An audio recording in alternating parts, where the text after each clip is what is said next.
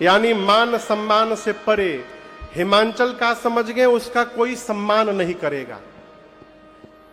नारद जी बोले उसके माता पिता नहीं है, मातु पितु हीना।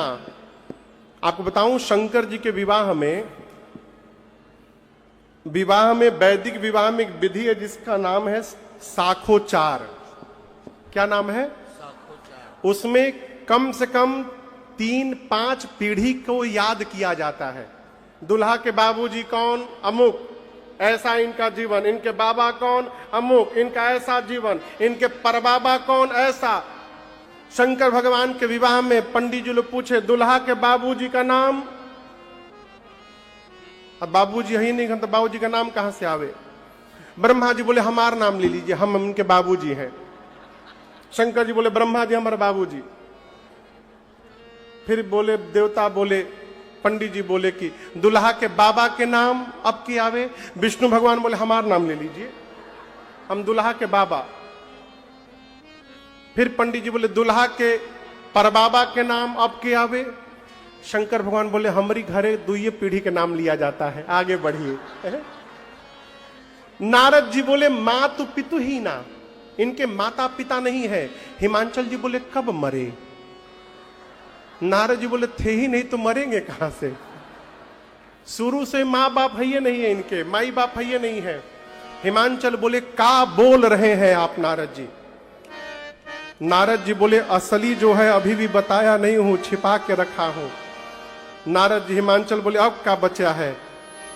नारद जी बोले आपके बेटी का पति जोगी जटिल अकाम मन नगनय मंगल वे। आपके बेटी का जो पति होगा वो जोगी होगा। क्या होगा? जोगी होगा। अरे बोलिए, आप लोग तो बोलिए। जोगी बुझाता? जोगी जी के ही नगर में हमारा बैठे हैं। योगी आप लोग देखे हैं? हाँ, गलत पूछिए, आप लोगों ने देखे हो तो कौन देखा होगा? अच्छा कल्पना करिए, आप अपनी बिटिया की शादी की बात करने गए लड़के वाले के घर। बाहर बरामदे में बैठकर लड़के के पिता से सब कुछ बात हो गया, सब कुछ निश्चित। आप बोले एक बार बाबू को देख लेते तो अच्छा होता, माने दूल्हे को देख लेते। लड़के का पिता आवाज लगाया, लड़का घर से बाहर निकला।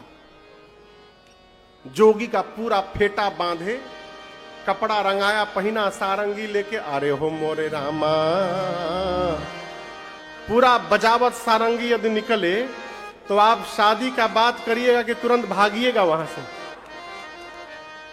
नारद जी बोले आपके बेटी का जो पति है वो जोगी है, उसकी विशाल विकराल जटाएं हैं महाराज। जोगी जटिल निष्काम भाव में रहता है।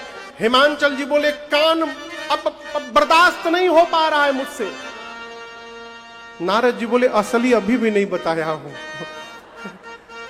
हिमांचल जी बोले अब क्या बचा है? नारद जी बोले महाराज आपके बेटी का जो पति है ना वो नंगा रहता है, कुछ नहीं पहनता है, नगन अमंगल वेश। हिमांचल बोले क्या बोल रहे हैं? नारद जी बोले मैं नहीं बोल रहा हूं, आपकी बेटी की हाथ की रेखाएं बता रही हैं, इनको ऐसा ही पति प्राप्त होने वाला है। हिमांचल जी थोड़ा रोए और उसके बाद नारद जी को दूसरे कमरे में लेकर गए। बोले नारद जी यहां हम और आप हैं बस, कोई उपाय है का? नारद जी बोले कैसा उपाय? बोले दूल्हा चेंज करने का कोई स्कीम है आपके पास?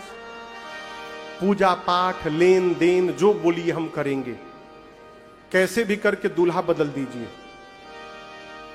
हिमांचल जी की बात सुनकर नारद जी बोले जो बाबूजी हमारे ब्रह्मा जी लिख दिए हैं उसको ब्रह्मांड में कोई बदल नहीं सकता, दूल्हा तो ऐसा ही मिलेगा हिमांचल जी। लेकिन मैं एक बात बताने आया हूं, जे जे बर के दोष बखाने, वर का जो जो लक्षण मैंने बताया है इस पूरे चरा